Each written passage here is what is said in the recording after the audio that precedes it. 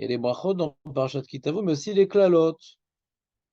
Et donc, en général, quand il y a des textes dans la Torah qui abordent les mêmes sujets, on aime bien comparer.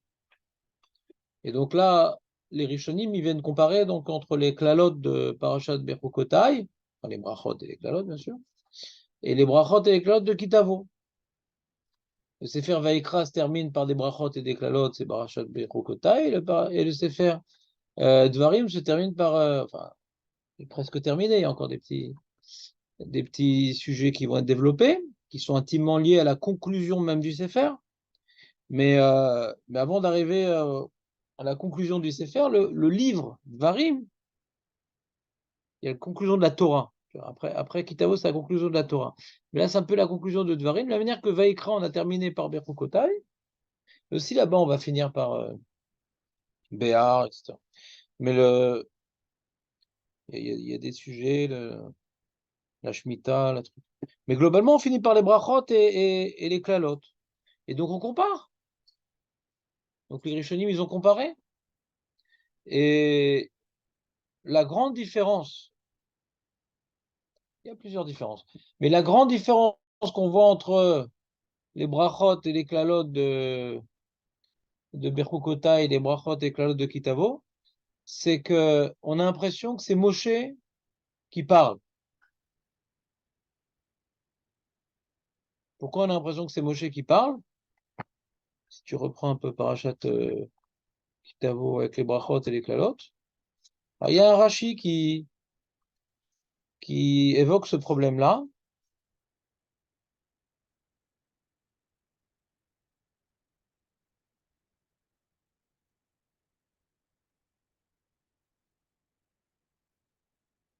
Cette question. Voilà. Tu apprends le Chumash 28-23.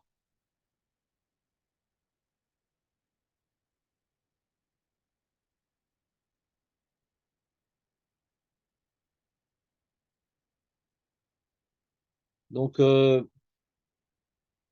cieux qui vont être sur ta tête, ils vont être comparables au cuivre et la terre en dessous au fer. Ouais. Et il dit Rashi, c'est pas lui en vérité, c'est la Gemara dans Megillah. Rashi, donc, il rapporte la Gemara dans Megillah qui dit Klalot alalu Moshe mipi atzmo amran. Chez Behar Sinai, mipi akadosh bochu amran. Kemash ma'an. Tu vois, donc, il rapporte la Gemara Megillah, Lamed Aleph, Amud Bet. Et donc, c'est une Gemara qui mérite d'être approfondie, bien entendu. Mais quand on regarde donc les mots même de l'enseignement, c'est vrai que ça jette une certaine ambiguïté, parce qu'on a l'impression que donc on ne parle pas du Sefer Dvarim, déjà peut-être petite correction, ouais, on ne parle pas du Sefer Dvarim, on parle donc des klalot. Ces klalot-là, elles ont été dites par Moshe, d'accord?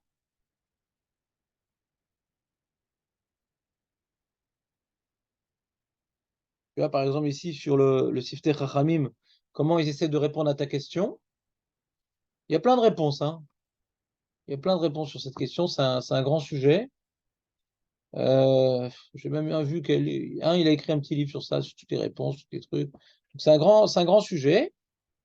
Alors, tu vois, tu as le Siftei Chachamim, je ne suis pas sûr que tu es le même que le mien. Non, moi j'ai le vrai. Achi Pirusho, Moshe Bikesh Me'akadosh Baruch Hu, Shiten Lo Reshut Le Kalelam Achi. C'est-à-dire, c'est pas que Moshe il a pris l'initiative, dit Hachem, pousse-toi, je m'en occupe. C'est pas ça? Ouais. C'est Moshe, il a dit à Hachem, voilà, euh, il a demandé le reshoot parce que sinon c'est plus la Torah, c'est plus de la Torah, ouais, de pouvoir exprimer avec ses mots ses klalotes. Venatan lo akadosh baruch hu reshut ve'in vimken akol atev shar ade amrinan. Parce que donc il rapporte la contradiction parce que nous on voit dans la Gemara Megillah, la Medalef Amud Bet, que ces klalotes là elles ont été dites par Moshe Rabbeinu. Mais il y a une Gemara dans Sanhedrin, Tzadik Tet, qui dit afilu otachat lo chidesh miatzmo. Même une lettre, Moshe Rabbeinu, il n'a pas ajouté ou inventé de lui-même. Donc il y a une contradiction entre deux Gmarot. Une Gemara dans Megillah, on a l'impression que ces clalotes-là, c'est Moshe qui il s'est laissé aller à lui-même, Chas Shalom. Et la Gemara dans Sanhedrin, que même une lettre, Moshe, il n'a pas pris d'initiative personnelle. Alors il veut répondre ici le Siftei Chachamim, que quand on dit il n'a pas été Mechadesh une lettre, c'est-à-dire sans avoir demandé la permission préalablement à Kadosh Baruch Hu.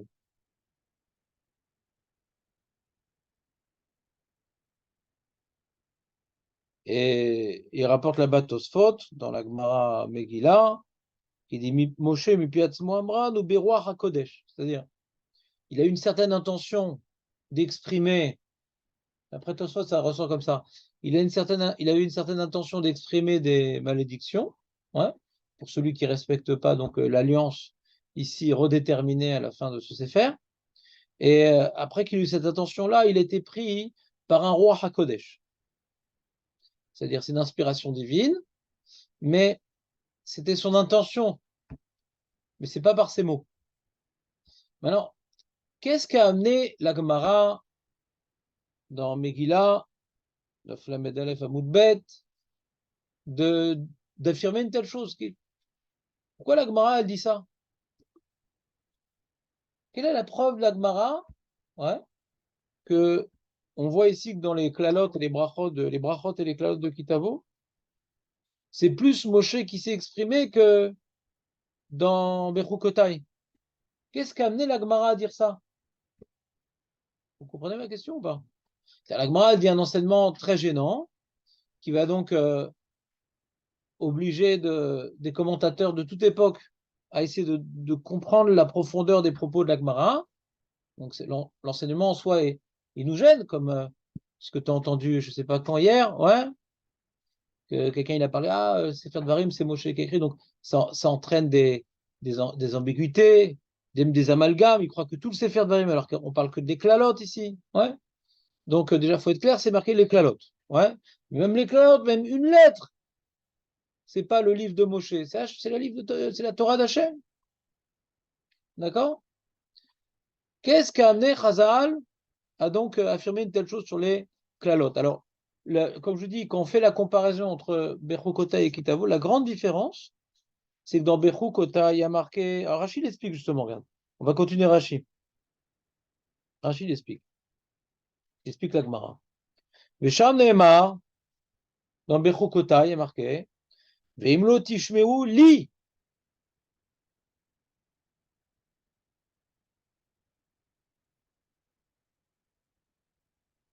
Veimlo Tishmeu li. Veim Tilchu Aimi. Donc, on voit que c'est Hachem qui leur parle.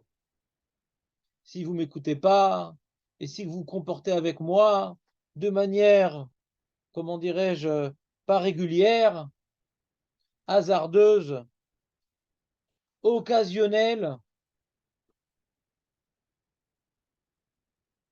Bekan Omer, Bekol Hashem Elokecha, il faut écouter la voix d'Hachem, ton Dieu. Idbak Hashem Becha, Hashem va te courir après. Yakecha Hashem, il va te frapper. Donc, de là est venue la source de l'enseignement de la Gemara de Megillah.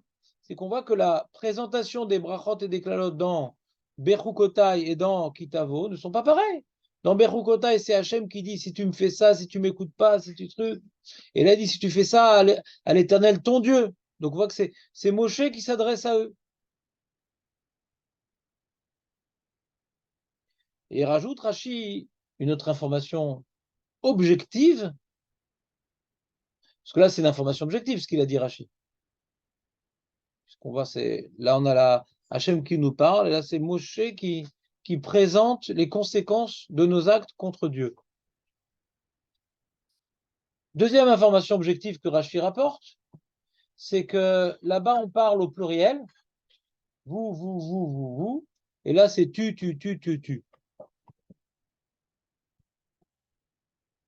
Est-ce que c'est régulier ce genre de dans la Torah, chez soi. Là, c'est pas Hachem, c'est Moshe. Oui, non, mais en général, Hachem, c'est un. Non, mais je suis d'accord avec toi, mais je suis pas d'accord avec toi. Je n'expliquerai pas pourquoi je suis d'accord avec toi. Ouais, je préfère expliquer pourquoi je suis pas d'accord avec toi. C'est que je reprends le titre du cours que j'ai pas prévu, puisque c'est ta question qui m'impose à parler de ça. J'avais pas prévu de parler de ça. Euh, Toi, tu as posé une question et j'essaie de te répondre. Maintenant, comment j'ai voulu répondre? Le titre de ma réponse, elle était, quand maintenant on aborde un sujet dans la Torah qui semble avoir répété, on compare. Tiens, là c'est pareil, là c'est différent, etc. Que Hachem parle à d'autres endroits, à tu ou il, ça je suis d'accord avec toi. Mais que maintenant, toutes les brachot et les brachot et glalot, c'est Bechukota et Kitavo. C'est tout. Bechukota et Kitavo. C'est là-bas où c'est exprimé en longueur et dans le détail. D'accord? Et on voit que, donc on essaie d'établir les différences entre comment ça a été exprimé dans Bechukotai et comment c'est exprimé dans Kitavo. Dans Bechukotai, c'est Hachem qui nous parle et s'adresse à toute la nation. Et dans Kitavo, on a l'impression que c'est Moshe qui nous parle et il s'adresse à l'individu. C'est un verset. Quand on parle de Shamecha, Cher, prochain, alors que là-bas, il y a marqué un faux. D'accord, ça c'est des détails, ça. Rachi, Moshe, Rachi pose ta question. Rachi pose ta question. Mais moi, je suis maintenant, avant maintenant de s'intéresser aux détails, ce que tout le monde adore, ouais, il faut déjà porter un regard synthétique sur les deux choses. Les deux grandes différences, c'est ce que je vous ai dit. Maintenant, bien sûr qu'il y a plein de différences. Il n'y a pas marqué du tout Berukota et Télerou. Il n'y a pas marqué également dans les clalotes de Kitavo, il n'y a pas parlé d'Avodazara. Il y a encore plein d'autres différences. Mais maintenant, je suis en train de répondre à la question de Raymond. Ouais. Raymond il va demander est-ce que c'est Moshe qui a exprimé ces clalotes? Alors je dis quels sont les éléments de Pshat qui ont amené Chazal à voir ici, dans ces clalotes, des différences avec les brachot et les clalotes de Berukotai, qui nous amènent à voir que ces différences-là ont généré un enseignement difficile qu'il faut approfondir, qu'il semblerait que Moshe ait dit de lui-même, les clalotes de Kitavo. Ce que tu es en train de dire ne participe pas du tout à cet enjeu. D'accord, je t'adore. D'accord. Donc tu vois, tu es en train maintenant d'utiliser l'approche synthétique pour répondre aux détails. Ah, peut-être la sabale, c'est. Donc moi, je suis en train d'être dans le synthétique et toi dans le détail. Maintenant, après que tu as porté un regard synthétique sur comprendre les deux parachutes, sur quoi elles travaillent. Alors peut-être maintenant, tu vas pouvoir, les petites nuances que tu vas voir, interpréter à partir de deux grandes définitions que tu as eues. Mais il faut d'abord commencer par le travail de définition générale. C'est ça que je suis en train de faire. Je ne m'attache pas aux détails, il y a plein d'autres différences. Maintenant, je dis les deux différences que Rachi a rapportées. Pourquoi il a rapporté celle-là? C'est celles-là qui ont généré l'enseignement de Megillah Lamed Aleph Amoubet, qu'on a l'impression que c'est Moshe qui a dit ces clalotes-là. Et pourquoi c'est Belachon Yachid? Pourquoi c'est Belachon Yachid? Alors, la notion du Lachon Yachid est intimement liée à la parachat Kitavo en vérité. J'aimerais abandonner ton sujet, Raymond, parce que c'est un sujet qu'il faut faire dans la Gemara, avec les Rishonim, les Mefarshim. C'est une Gemara compliquée. D'accord? Que Moshe il est dit, on dit non, c'est pas possible qu'il ait dit. Ouais. Donc c'est un sujet, j'ai juste évoqué deux réponses qui sont rapportées dans le Sifteh Chachamim, mais j'avais prévu autre chose à vous dire aujourd'hui. J'ai vu 4-5 réponses hier sur ça, donc mais je pense pas que c'est un sujet, c'est plus un sujet philosophique qui n'est pas tellement adapté à notre préparation de Rosh Hashanah, donc je préfère le mettre de côté cette fois-ci.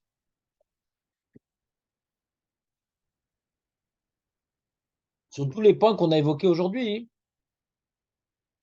on a dit que Rachi rapporte que une information donc objective, que il parle de toi, pas de vous. Il parle pas de Ham Israël, il parle de l'individu. Ce point-là, en vérité, si on le relie aux parachutes qu'on a étudiés ensemble, ouais, on a étudié une bonne partie du Sefer Dvarim, on a essayé de porter un regard synthétique sur l'enchaînement des grands thèmes de Dvarim, l'enchaînement des grands thèmes de Dvarim.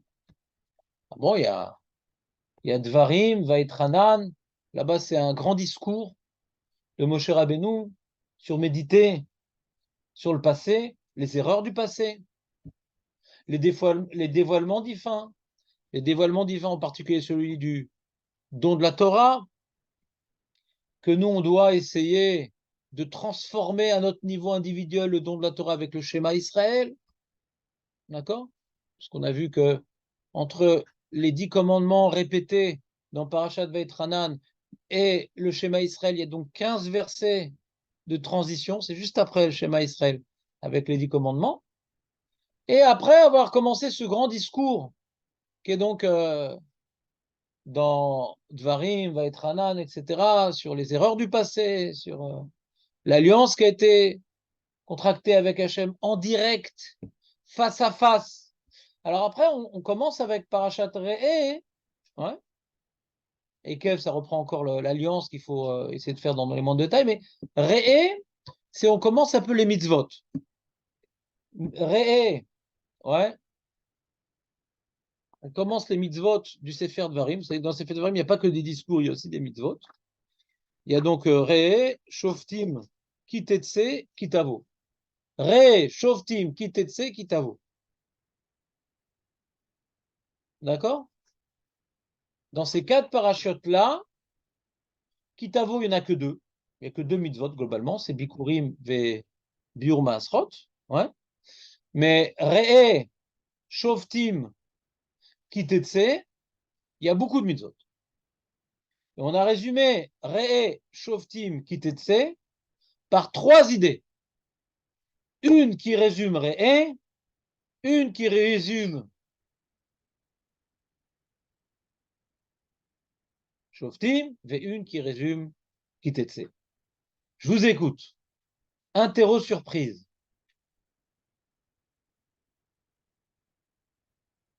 Raymond, t'as une idée? C'est dommage parce qu'il y a notre ami Dadji, il n'est pas là. Lui, il note. C'est-à-dire méthodique. Donc, quand il est là, hein, j'ai une avamina de...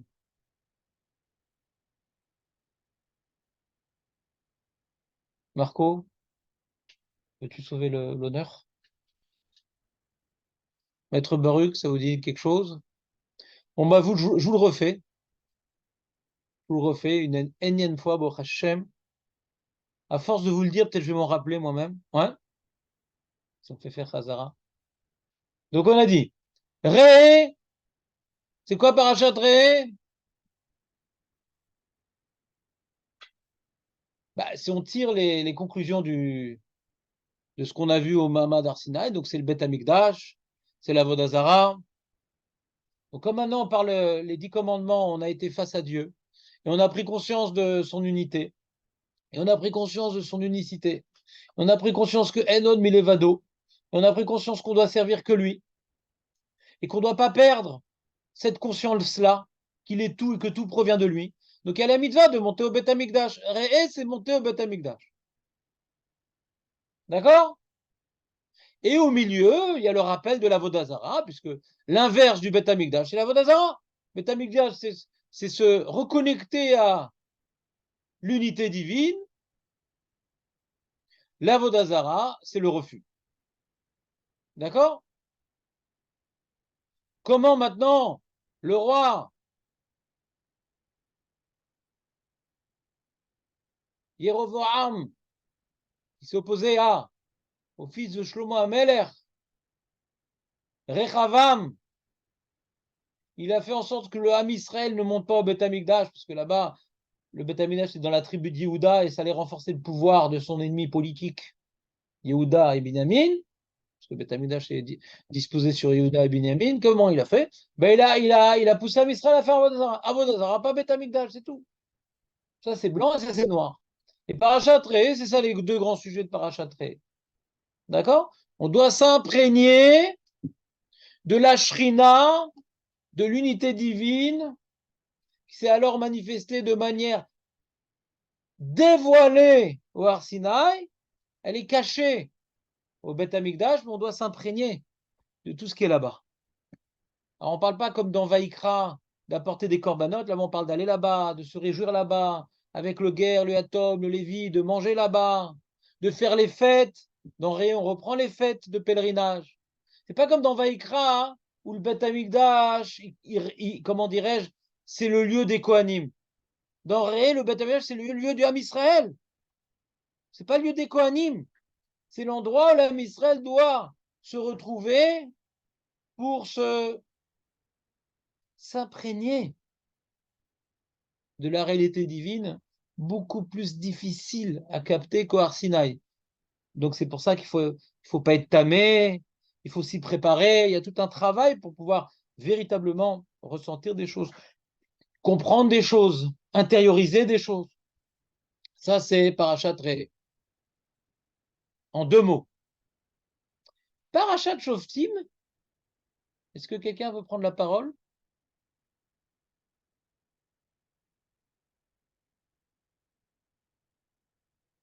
Léon, je sens que tu veux prendre la parole, tu as levé le doigt. Oui, qu'est-ce que tu veux dire?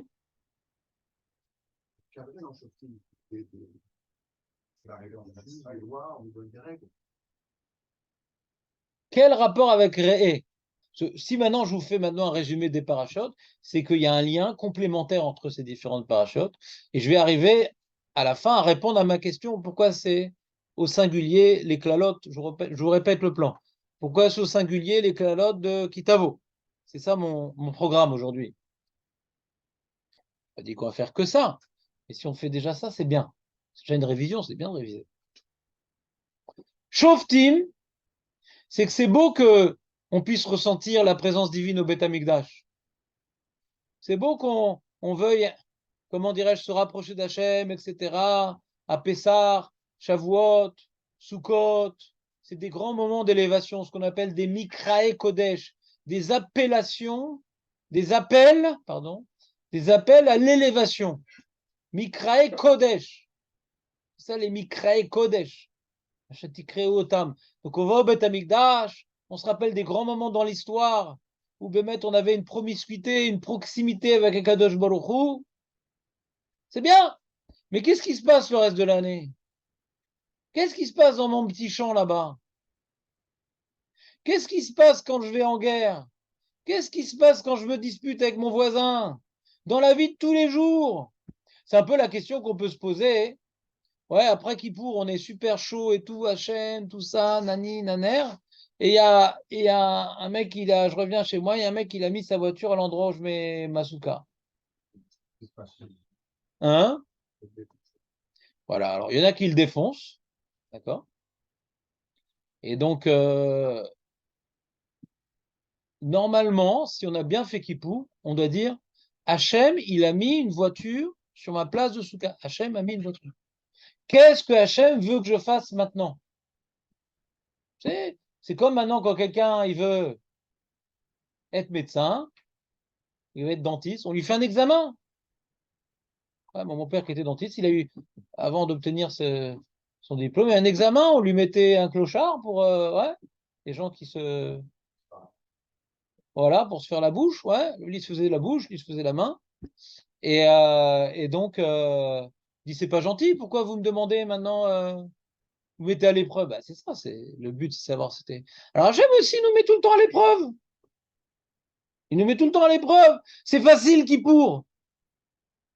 On est à la maison, on est à la synagogue, il n'y a pas la femme, il n'y a pas la belle-mère. Ouais. Dans certains cas, il n'y a pas les enfants. Pas tout le temps, des fois c'est compliqué. Ouais. Mais donc on est tranquille, on est avec son sidour, on est avec son talit, on pleure, on truc. On peut bénéficier d'une certaine élévation spirituelle, etc. Mais qu'est-ce qui reste après?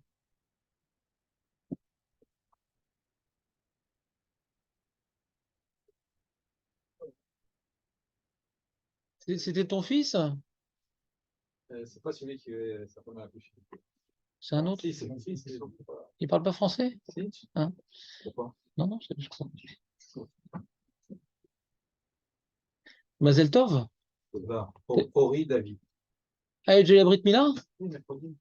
Oh. David. Ori David. Ori David. Pourquoi David? Alors, Et David, oui, c'est le psaume 27. Tous les jours. Incroyable. Oui, non? Heureusement qu'on n'a pas le psaume de Bnei Korach, tu as été embêté.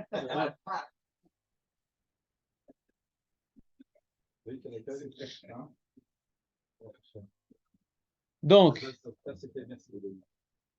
Mazel Tov, chez Bari, Admavestri, Betorah, Mizot, Grot Shamaim. Un David de plus. Ouais. Ori, pas Roi. Oh, Ori, ouais. Ori. Ori. Donc on reprend. C'est bien beau de s'élever spirituellement, de ressentir des choses mystiques. Mais si maintenant ça ne peut pas pénétrer dans la vie de tous les jours, c'est pas que j'ai rien fait, c'est pas que ça vaut rien. Au moins pendant un jour, j'avais une élévation.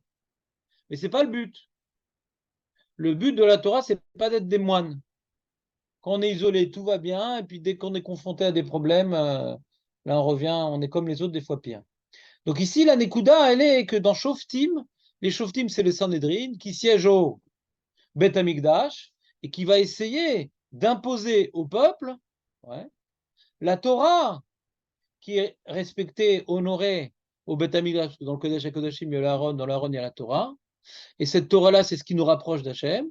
Donc ils vont imposer que la Torah ne soit pas qu'un objet de culte, une occasion d'élévation spirituelle, mystique, transcendantale, c'est un mode de vie au jour le jour. Ça, c'est Shoftim et Shotrim. Pour pas qu'il y ait le Beth Amikdash, ouais, et le reste d'Israël, c'est la mafia. Comme chez les chrétiens, il y a le Vatican et le reste, c'est la mafia. Aucun rapport entre le lieu, comment dirais-je, de religiosité et tout ce qu'il y a autour. Comprenez ou pas ce que je veux dire? Donc, Shoftim, c'est. Donc, la Torah nous met en place tous les éléments administratifs, tous les pouvoirs qui vont devoir faire régner la volonté divine en Israël, sur la terre promise. Donc, on a donc les Shoftim, les Shotrim, on a donc le Meler, on a donc les Kohanim qui ont une influence. Aussi représentent la Gdusha du Beth Amikdash. Ils vont aller dans tout le pays ramasser le Maraser, les Lévim aussi. C'est des gens saints, des gens de Torah. Donc eux aussi, ils vont être le reflet de la sainteté et de la pureté du Beth Amikdash. Il y a des relais humains du Beth Amikdash. Il y a le Navi aussi, qui va maintenant s'imprégner de la parole divine qui émane du Beth Amikdash pour la répandre aux quatre coins du pays. C'est clair ou pas? Ça, c'était donc les Shoftim, enfin Parachat Shoftim. Et il y a l'armée aussi. L'armée qui nous protège des goïms, qui ont une mauvaise influence sur nous. Donc on a toutes les grandes institutions dans Shoftim. Et ces institutions, elles ne sont pas là pour faire un pays comme les autres où il y a des prostituées et des voleurs. Ouais, c'est pas pour ça, ces institutions. Ces institutions, elles sont là pour que le Beth Amikdash soit le centre spirituel de l'âme Israël et non pas l'exception qui confirme la règle. C'est le cœur qui bat et qui fait vibrer les quatre coins d'Eretz Israël. D'accord? Ça, c'est Shoftim. C'est intimement lié à Ré. Et Kitetse, c'est quoi la complémentarité de Kitetse avec ce qu'on vient de dire? Je crois que c'était la semaine dernière. Hein?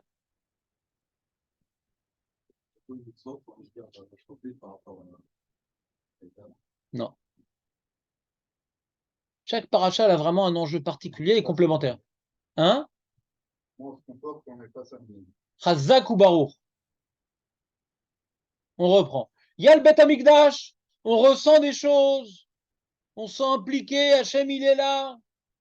Il faut que maintenant, cette, comment dirais-je, rencontre mystique, elle puisse avoir des fruits. Alors, la Torah elle a mis en place des institutions pour aider à ce que ça soit respecté les valeurs du Beth Amikdash. Mais les institutions, elles ne peuvent pas couvrir tout et tout le monde et tout le temps et tout endroit. Un homme, il est livré à lui-même. Léon, un homme, il est livré à lui-même. Ben oui. C'est bien beau quand le Sanhédrin, il peut t'imposer des choses. C'est bien beau quand le roi, il peut t'imposer des choses. Mais vous savez très bien, au jour le jour, quand est-ce qu'on va devant un tribunal? La plupart des problèmes auxquels nous sommes confrontés ne sont pas gérés par les institutions. C'est géré par quoi?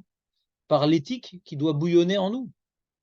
Si maintenant on a véritablement une vraie moralité, moralité non pas laïque, mais on sait que tout vient d'Hachem et qu'il y a un projet bien clair à accomplir. Alors comme ça, on va pouvoir gérer tous les problèmes auxquels on est confronté. Mais les institutions, elles sont trop générales, ouais, et trop débordées par les problèmes de tous les jours pour créer une société morale. C'est un leurre de croire qu'en faisant, comment dirais-je, des réformes au niveau de la police pour les Arabes, des Beth Mishpat pour les Juifs, qu'on va améliorer la société. Ils disent, ouais, les Israéliens sont responsables de la violence dans les villages arabes, il faut qu'ils mettent plus de policiers, mais c'est un problème culturel, la violence chez les Arabes. Elle les concerne dans tout leur pays. C'est culturel. Et malasot, tu ne peux pas lutter contre la culture. Il commence par un problème culturel. Alors que comment tu vas faire pour lutter contre la culture? Rien, tu peux rien faire. On va essayer de plus attraper les têtes de la mafia. Bon, je ne sais pas combien ça va aider. C'est culturel. C'est pas parce qu'il y a plus de police chez les juifs qu'il y a moins de meurtres. Ça n'a rien à voir. Il y a plus de police chez les juifs parce que les policiers ne se font pas tuer, c'est tout. Mais là-bas, ils vont se faire tuer. C'est très dangereux d'être policier dans ces villages, dans des trucs de te mêler de certaines histoires. Ils viennent descendre même les mecs qui se présentent aux municipalités, etc. Donc même les représentants de la loi, ils se font tuer là-bas. Alors c'est politique tout ça, mais ça ne va rien changer, c'est un problème culturel. Une société équilibrée, ce n'est pas les institutions qui peuvent lui donner son équilibre ou qui peuvent rétablir l'équilibre. Ce n'est pas les institutions. Les institutions peuvent empirer la situation. Oui, oui, les institutions peuvent empirer la situation. Mais elles ne peuvent pas amener une moralité au peuple. On ne peut pas. Parce que chacun, il fait ce qu'il veut. Si toute la journée, le monsieur, il a dans sa tête de la jalousie et de la haine, ouais, ben, à un moment, ça pète. C'est tout. À un moment, il m'a poussé, à un moment, il m'a fait une queue de poisson, à un moment. Si en toi, tu génères des mauvais sentiments et des mauvaises midotes, eh ben, ça va se matérialiser, ouais, à de nombreuses reprises, à toutes les occasions que la vie peut nous proposer. C'est comme ça. Dès que tu auras un peu de pouvoir, dès que tu auras un peu de force, eh ben, ça va prendre forme, c'est tout. Quand tu es devant le policier, alors, bon, on fait, comment dirais-je, profil bas. Mais le policier ne peut pas être partout. On ne peut pas créer un pays où chaque individu a un garde du corps. Qui c'est qui va protéger le policier aussi? Il faut un garde du corps pour le policier. L'autre, Manif, il s'est fait prendre un coup de poignard, le pauvre, le policier. Ouais, là. Donc, on ne peut pas. Si maintenant il y a des valeurs, alors bien que quand on a des valeurs, on a besoin quand même de policiers, de lois, de règles pour nous rappeler, pour pas que on se laisse aller. On a besoin de rappels, on a besoin de relais. Ça suffit pas la moralité. On a besoin d'une société avec des punitions, des tribunaux, des policiers, un roi qui fait des descentes, une armée qui fait peur. On a besoin. Ça vient entretenir des valeurs qui sont en nous, mais ça peut pas les générer. Ça peut pas les générer. La preuve, tu vois qu'il y a plein d'États, comment dirais-je, autoritaires, dictatoriaux, ouais. Ils ont des fortes polices, des fortes armées, ils finissent par perdre le pouvoir. On ne peut pas, par des institutions, ouais, perpétuer ni le communisme, ni le je ne sais pas quoi, ni le bonapartiste. Tu vois bien que ces institutions-là ne sont pas suffisantes pour, comment dirais-je, perpétuer des idéaux. Non. Si l'idéal existe dans la population globalement, alors ça le maintient, ça le protège. Il faut qu'il existe. Donc, Parashat Kitavo, on rentre plus dans le détail de l'individu. D'accord, on a parlé de la mitzvah de Yefet Toar qui est particulière dans la mesure où un soldat qui t'était. Ben, c'est ça, suspense. Qu'est-ce qu'on va dire sur Kitavo? On a le temps encore ou pas? Oui, elle est pas alors. On va garder les 2 dernières minutes pour Kitavo. Donc, Allez, pas là. Donc, le Kitetse, on voit donc ce monsieur qui est sur le champ de bataille, ni Dieu ni maître. On fait ce qu'on veut, hein, les soldats, champ de bataille, ils n'ont pas vu de femme depuis longtemps. C'est moche. Le monsieur qui est livré à lui-même. Et l'armée, elle tolère, des fois même, c'est même des fois une motivation pour les soldats. Chez Tzadikim qui était sur le c'est très fort. Hein? C'est Tzadikim qui partait, il avait Dieu. Et donc, et tu vois que même un tzaddik, il n'a pas Dieu. C'est un moment où il n'y a pas Dieu. Le Père lui permet. Il va selon l'ordre. Je suis pas d'accord avec toi, Moshe. Dieu permet pas. Dieu permet pas. Il a dit, il a parlé Keneged Yetzerara.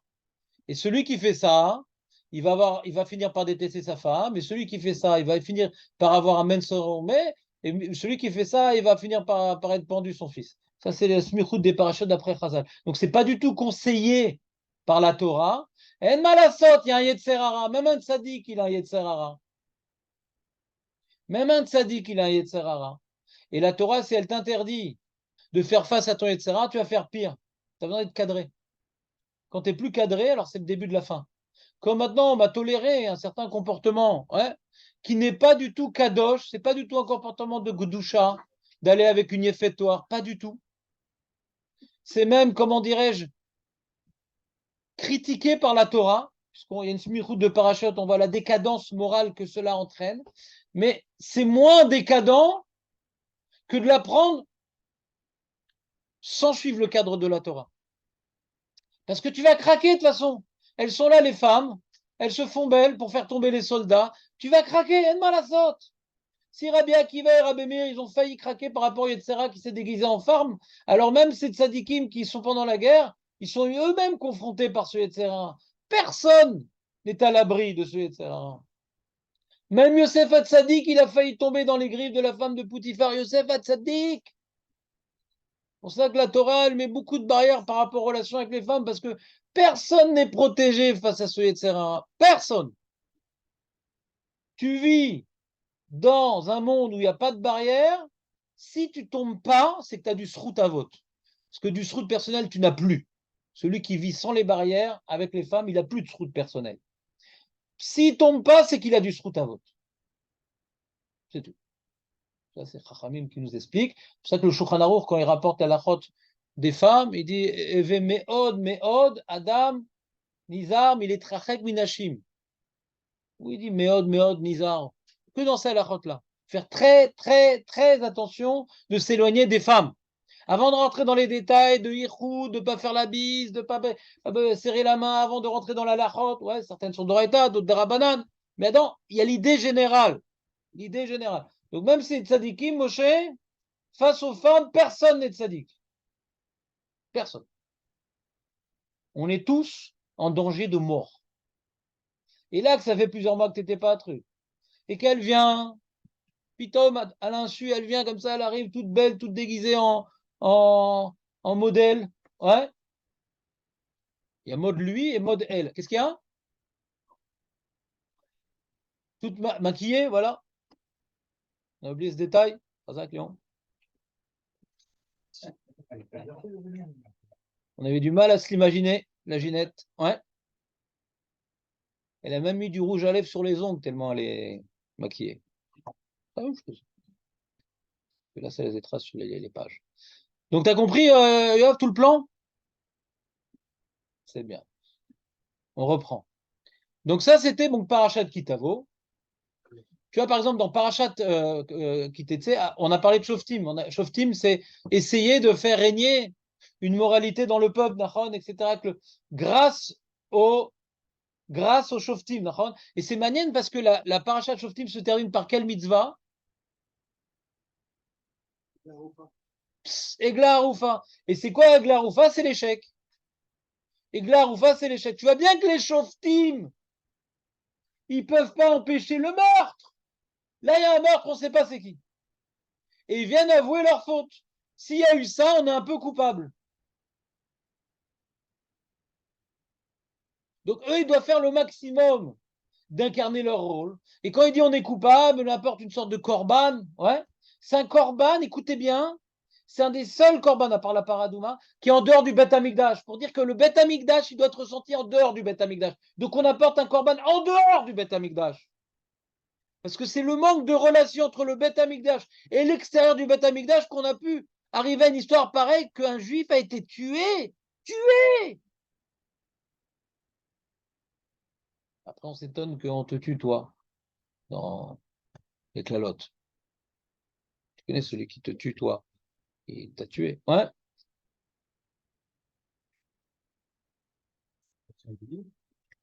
Tué, ouais. Il se lave les mains quand même. Il se lave les mains, Ponce Pilate. Alors, il se Bah lave les parce qu'ils mains. ont fait leur max. Ils ont exprimé leur regret. Ouais. Il dit, donc maintenant, quand tu fais ton maximum, alors on est méchaper, malasot.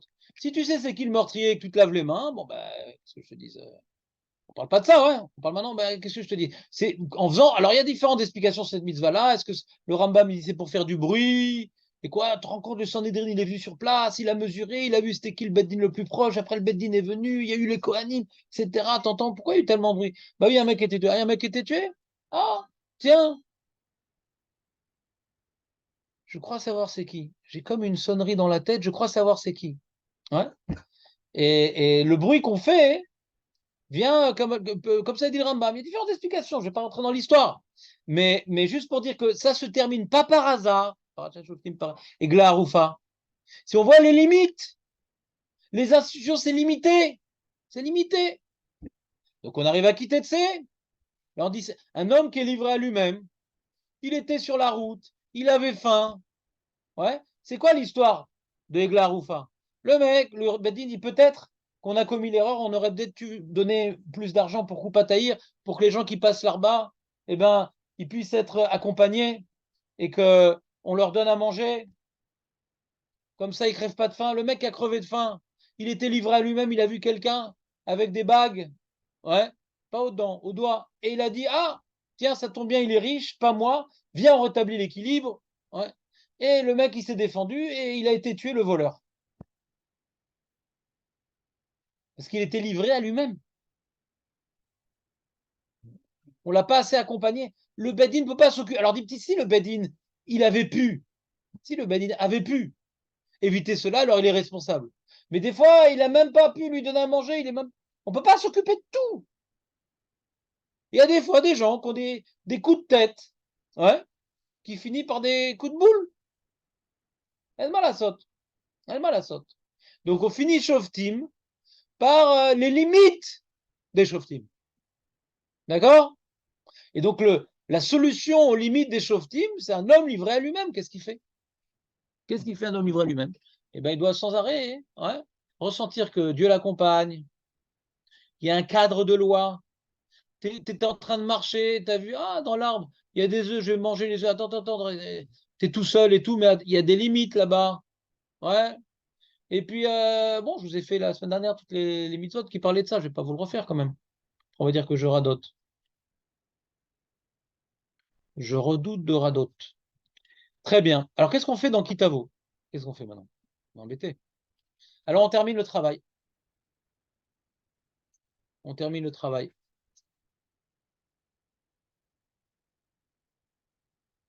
On finit quitter avec Amalek, bien sûr. Amalek, on prend comme exemple, Amalek, la société pourrie. Jusqu'où une société peut devenir pourrie. Ils sont venus de loin pour se battre avec nous, ouais, parce que c'est insupportable pour eux la moralité. Comment une société, alors il y a une société immorale qui s'appelle Sdom Varmora, que Dieu il s'en occupait. Il y a une société immorale qui s'appelle Amalek, que nous on doit s'en occuper. D'accord? La différence entre Sdom et Amalek, mais Sdom et Amora, il y avait un mec là-bas, il s'appelait, c'est pas l'un, c'est l'autre. Ouais. Et là-bas, dis bon, il y en a un qui a été, comment dirais-je, qui devait survivre de cette destruction. De Amalek, personne ne doit survivre. Parce qu'en plus, Amalek, c'est un descendant de Yitzhak Avinu, quand même.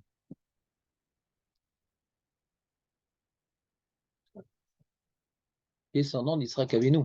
Donc quand l'Avdil, c'est un ancien juif, ouais, qui va très loin, il peut arriver à une immoralité incroyable. Comme Freud. Quand on parle d'Amalek, je pense à Freud, c'est la même chose. Pourri, pourri, fini, celui-là. Ah, Il a besoin d'un psychiatre, ce mec. Ouais. Il aurait dû faire une psychanalyse. Ouais. pas guerrier, c'est destruction Mais intellectuelle. un Malek, on peut les tuer sans qu'ils soient guerriers. Hein, c'est encore plus facile, c'est mieux. Pourquoi attendre qu'ils soient avec leur bouclier et leurs flèches? Moi, j'attends que la petite fille, elle joue à la corde, etc. Et hop, on coupe la tête. Vezéou, Nigmar Sipour, pourquoi pas? On fait une petite bracha, Beshem ou Malchut, chez Chianou, je sais pas. Et donc,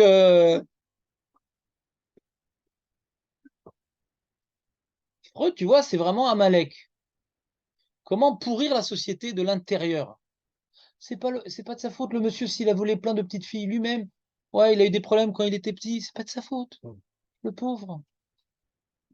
Il a tué tout ça parce que lui-même, il était tabassé, etc. Puis c'est sa libido et ses problèmes de refoulement et c'est nanana. C'est-à-dire, un homme, il y a plus Dieu, il n'y a plus de morale. Chacun avec son package et il ne faut pas se retrouver sur sa route, c'est tout. Hein. Mais combien l'humanité, depuis Freud, a bonne conscience? Qu'est-ce qu'il a apporté comme bonne conscience au monde et comme désengagement? Désengagement total au niveau moral. Amalek! Ça peut venir que d'un juif, un truc pareil. Il avait tellement mauvaise conscience d'être un kofer apikoros.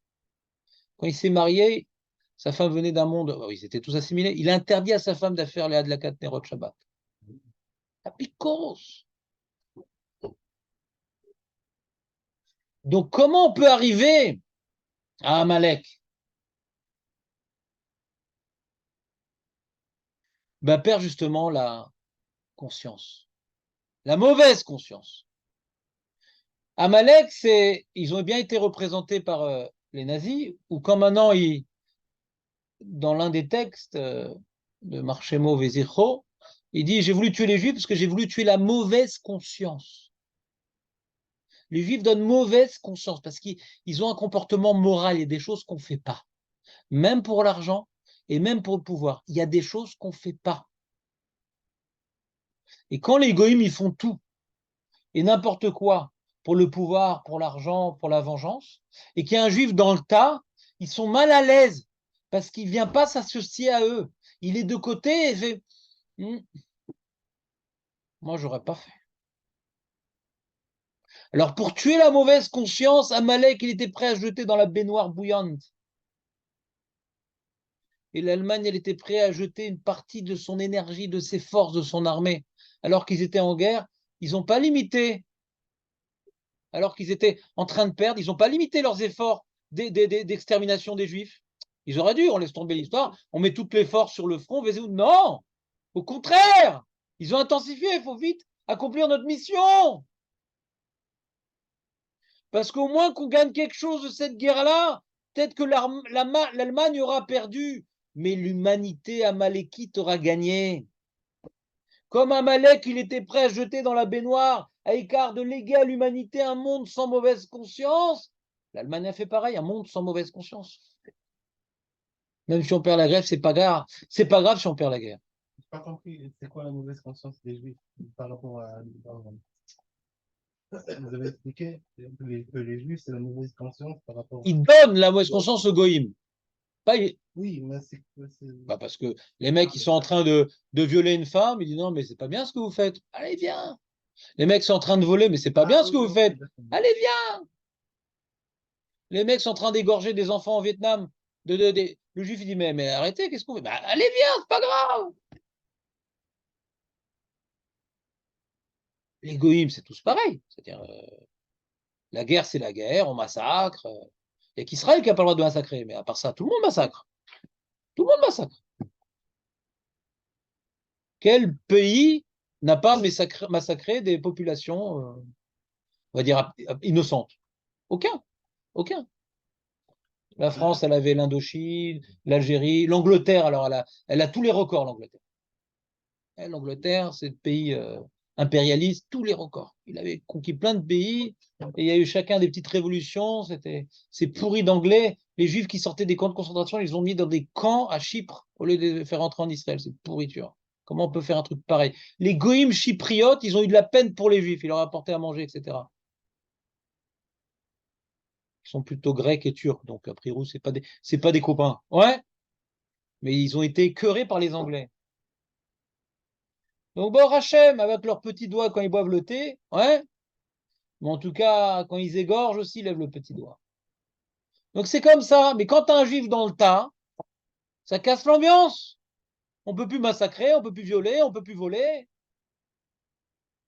Ça casse l'ambiance, c'est tout. Donc, on finit la paracha de quand tu es livré à toi-même, ne perds pas ta relation avec Dieu par l'extermination d'Amalek qui te fait prendre conscience, je veux pas un jour ressembler à un mec pareil.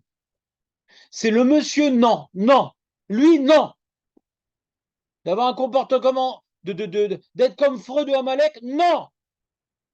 Il y a une histoire d'ailleurs sur Beni Lévi, Zichrono Livracha. Vous connaissez Beni Lévi, non? Que lui et sa femme, c'était des gens pas du tout religieux. Hein? C'était des gens pas du tout religieux. Et Mamash, Mina Shamem, qui sont mariés entre juifs, c'est un truc incroyable. Parce qu'il a même changé son nom. Hein, je crois qu'il s'appelait Beni Lévi, après il l'appelait Victor le chrétien, je sais pas quoi, un truc. Ouais, il a changé son nom et complètement assimilé. Il était maoïste. C'est le spécialiste du maoïsme. Non, non, il était pire que BHL. Il a formé BHL à la philosophie. On lui a demandé de l'aider à passer l'examen. Parce que lui, c'était un des seuls philosophes qui savait lire la philosophie grecque en grec, sans traduction. Un des derniers à savoir. Donc, c'est une grosse tête, mais complètement assimilé. Et j'ai lu son livre, enfin, un petit recueil autobiographique, qui raconte sa tchouva. Et il se retrouvait dans une soirée donc d'intellectuels à Paris. Donc avec, je sais pas, j'imagine, c'est possible. Je sais pas si Sartre était présent. Et plus t'es un télo, comme ça, et plus t'es un maléco. Ouais. Parce que tu peux tout expliquer quand t'es un télo. Très sympa d'être un télo. Tu peux tout justifier, tout expliquer, tout truc. Tu peux embrouiller la tête. Un mec qui n'est pas un télo, mais qu'est-ce que tu racontes? C'est mal ce que tu dis là. C'est pas bien. Un intello, non, je t'explique, pas du tout. C'est d'après Heidegger. Ouais. Heidegger. Ouais. Et donc, il faisait des soirées de Sdom et Gomorre. Hashem Ishmor. Une grande dépravation morale au niveau des mœurs. Et il a regardé sa femme, il dit, qu'est-ce qu'on fout là? C'est-à-dire, ça gênait personne sauf les deux youpins. Qu'est-ce qu'on fout là? Ils ont sorti, on n'est pas cachois, cette immondice, cette décadence. Et c'était leur premier, comment dire, réveil. On n'est pas comme eux. On n'est pas comme eux. Je n'ai pas dit, Chazé Shalom, que tous les goïms connaissent une dépravation morale. Chazé Shalom, je ne dis pas ça. Mais dans tout contexte, pas tous les juifs sont parfaits. On a Freud. Ouais. On a Trotsky, qui a tué ses frères pour l'idéologie. Il a bien mérité sa mort, Trotsky.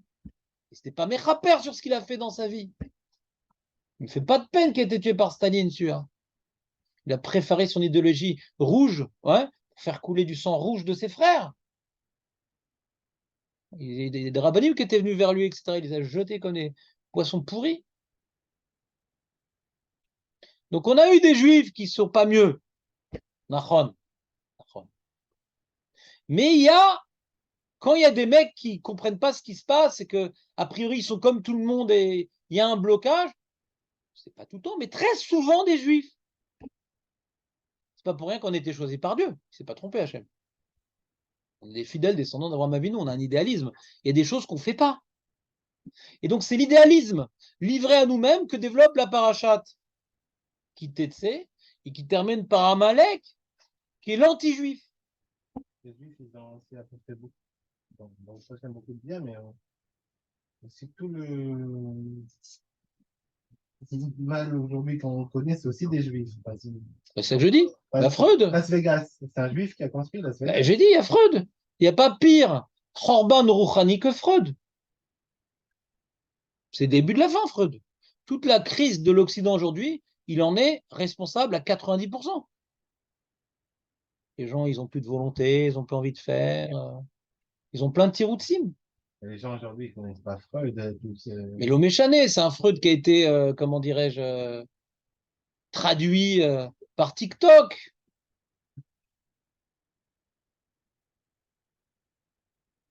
Maintenant, c'est dans l'esprit des gens.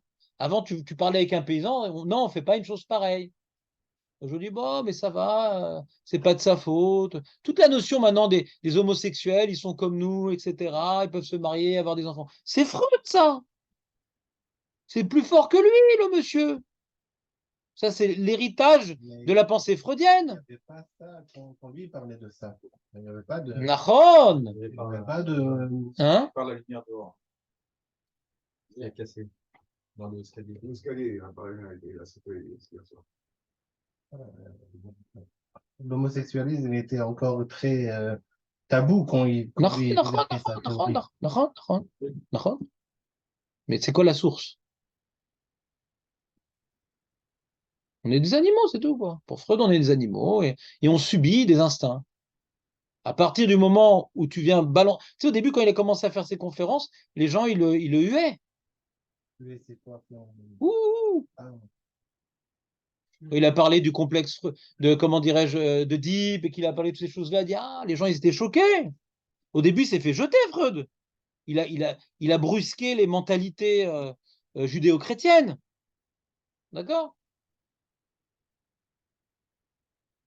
Et aujourd'hui, bon, il a grandement participé à la laïcité. Il n'y a plus de Dieu, on est tous des animaux, on a des réflexes bestiaux.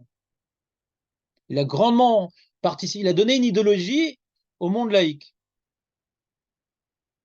C'était pas ça sa volonté première, hein, je ne pas dire. Hein. Lui, il voulait soigner au début. Lui, c'était pour soigner les problèmes psychologiques.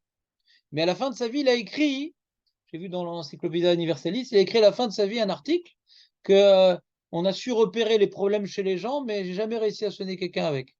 Donc, c'est-à-dire le mec, avant, il avait des problèmes, il ne le savait pas. Maintenant, il les sait, mais il n'est pas guéri. Maintenant, il sait pourquoi il souffre. Ce qui n'est pas forcément tout le temps mieux. Ouais.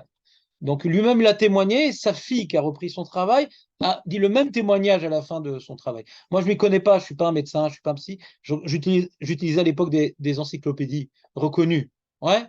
Donc, c'est tout ce que je peux dire, mais c'est vraiment... Je vais demander qu'il fasse ça à 10 heures.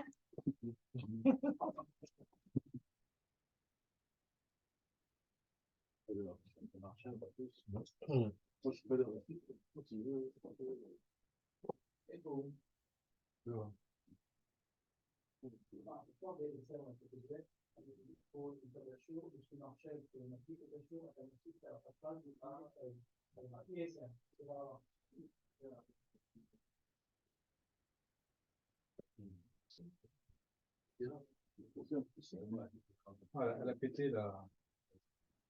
Ah, il a marché à ce moment-là. Par contre, c'est pas bon pour l'ordinateur. Comment? C'est pas bon pour l'ordinateur. Ouais. Pour le chiot aussi, c'est pas bon. C'est bon pour les coiffeurs en général. Donc, on reprend le sujet. Donc, c'est bon, je vous ai fait Réé, je vous ai fait Shoftim, je vous ai fait Kitavo. D'accord? Kitetse, j'arrive pas à le dire celui-là. Ouais, C'est à cause de David. Non, je crois que j'ai pas envie de le faire. Oh,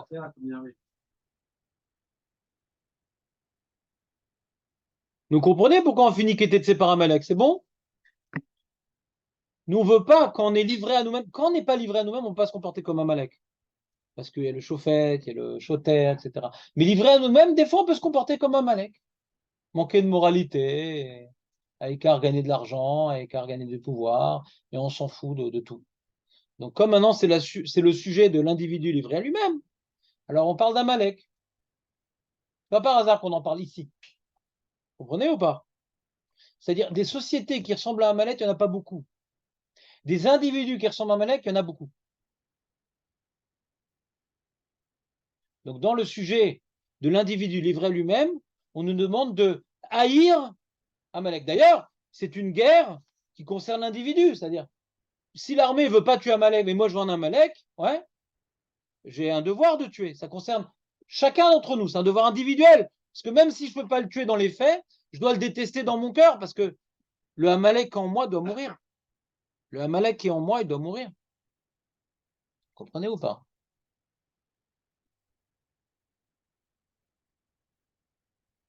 Et on arrive à Parashat Kitavo. Dommage, il reste du temps. Et donc, Parashat Kitavo termine la liste des mitzvot. Il y en a encore deux. Alors, pourquoi je dis il y en a encore deux? Parce qu'en vérité, dans la suite du Chumash, il y aura encore d'autres mitzvot. Mais qui sont plus liés à la mitzvot, à la liste des mitzvot qu'on commençait avec créer. C'est quoi les mitzvot qu'on va avoir? C'est les mitzvot à Hakel et les mitzvot d'écrire le Sefer Torah. Ça, c'est les deux dernières mitzvot de la Torah. Il y a une mitzvah que le roi va réunir tout le peuple, Motsé Shemitah, ouais, et que là, il va leur lire certaines parachutes de Dvarim, et c'est un petit peu la conclusion de la Torah, que Moshe, il va mourir, il va les laisser, mais le roi, il garde la responsabilité de réunir le peuple, de faire un grand discours qui ressemble au grand discours que Moshe il est en train de faire. C'est pour ça qu'il lit des parachutes de Dvarim, le roi, pas d'autres parachutes. Ouais. C'est un peu le grand discours de Moshe Rabbeinu, un remake. Un remake. Tout le monde doit venir, etc. Les femmes, les enfants, les trucs. Et aussi amusant du Sefer Torah. Après qu'on ait fini le Sefer Torah, alors on dit, il faut chacun il se l'écrive, il se le lise, il étudie dedans, etc. Donc c'est des mitzvot qui sont pas liés à Ré, c'est des mitzvot qui sont liés à la conclusion de la Torah. Conclusion de la Torah, il y a Hakel et Tivat Sefer Torah. Maintenant, conclusion des mitzvot qu'on commençait à Ré et qu'on a expliqué les trois grands groupes. Ouais. Le Beth Amikdash, on s'imprègne de la Shrina, les institutions qui répandent les valeurs du Beth Amikdash dans tout le pays, ouais, et l'individu livré à lui-même ou les institutions ne peuvent plus lui répandre l'énergie qu'on a pu puiser au Beth Amikdash, ouais, ça c'est qui? Et qui t'avoue, il y a encore deux mitzvot. C'est quoi les deux dernières mitzvot? Bikurim. Je connais toujours bien la première mitzvah parce que c'est en général la dracha du Rav. Ouais. J'aurais dit un truc Breslev, mais Vas-y, saute. la joie, la Vas-y, joie. saute. La joie, la joie. Mais quel rapport? Mais qu'est-ce que tu racontes? En mitzvah kazot, en mitzvah Ouais, kazot. pas chaud. Mais Ils non. ont dit, Ah. des calottes, ça- Ouais, c'est bon. Ça n'a pas été en- Ouais, c'est bon, je Je suis connais. d'accord avec Moshe. Je connais. Je connais vos rabbineries, je connais. Ouais. On va pas inventer, Moshe. Bah non. Hein? Si, pourquoi faire avec joie? D'accord, il y a marqué une conséquence, mais c'est pas une mitzvah. C'est une conséquence, c'est pas une mitzvah. Ça ne figure pas dans les 613 mitzvot. Ça ne figure pas dans les 613. C'est une conséquence. Ouais. Et quand on parle, c'est quoi la simcha, non? Juste pour remettre les choses à l'heure. Ouais. De quoi il parle ce pasouk-là? On parle pas de sautiller dans la rue ou dans la forêt, parler aux arbres. On parle pas de ça maintenant. Ouais, on est en train de parler de quelque chose de très simple. Il y a deux façons de faire les mitzvot. Ou bien les faire comme un fardeau, ou les faire comme un privilège. Faire Bessimcha, c'est faire privilège. C'est pas forcément rigoler dans la rue tout seul quand on parle au feu rouge qui vient de passer au vert. Ouais.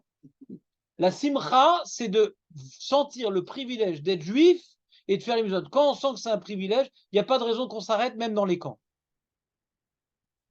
Ou même après les camps. Quand c'est un fardeau, il n'y a pas besoin des camps pour arrêter. Moins que ça, il y a des personnes qui disent non, Hachem m'a pas donné, je ne comprends pas pourquoi il me fait ça.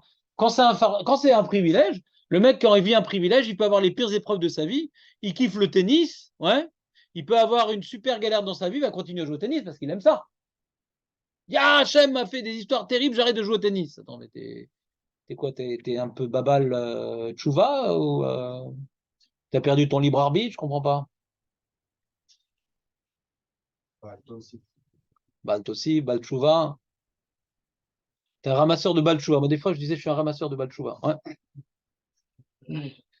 Donc, on reprend l'histoire. C'est quoi Donc, on a neutralisé l'histoire de la sautillerie dans la forêt. Ouais. Donc, la mitzvah de Simcha qui n'existe pas, c'est pas une mitzvah de Simcha, c'est, on te dit que quand tu n'accomplis pas la Torah dans la Simcha, c'est comme étant un privilège, mais comme étant un fardeau, alors c'est entraîner cette décadence. Petit à petit, tu n'as pas fait ci, après, tu n'as pas fait ça, et comme tu n'as pas fait ci, tu n'as pas fait ça, alors tu t'es pris des baffes par Hachem. Et côté, ah, Hachem m'a fait des baffes, alors je ne peux plus ci non plus. C'est le début de la décadence. D'accord? Il y a des gens qui sont presque parodies. Ah, pourquoi Hachem m'a fait ça? Je comprends pas. Nanana. Le mec fait pas Shabbat, le mec mange pas kasher. T'apprends qu'il a fait un peu la yeshiva quand même, et que si, il comprend pas pourquoi il lui arrive tout ça. Bon, faut qu'il lise la Torah, c'est tout, il comprendra.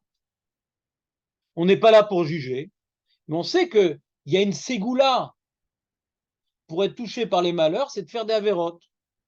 Des fois, des réchaïm qui sont protégés, il y a des fois des tzadikim qui sont mis à l'épreuve, mais en tout cas, si on veut une ségoula pour souffrir, il faut faire des avérotes. Ça marche. Pas à tous les coups, mais ça augmente les chances. Et si maintenant on veut une ségoula pour sortir des galères, fais tchouva. Ça marche. Pas à tous les coups, mais ça augmente les chances. D'accord? Fin de parenthèse. Donc la deuxième mitzvah de la paracha, elle est juste après. Juste après, c'est ce qu'a dit Jonathan à voix basse, bien sûr. Mes oreilles ont appris à s'habituer à l'intonation de Jonathan avec les années. Ouais. J'entends même respirer la nuit de chez moi.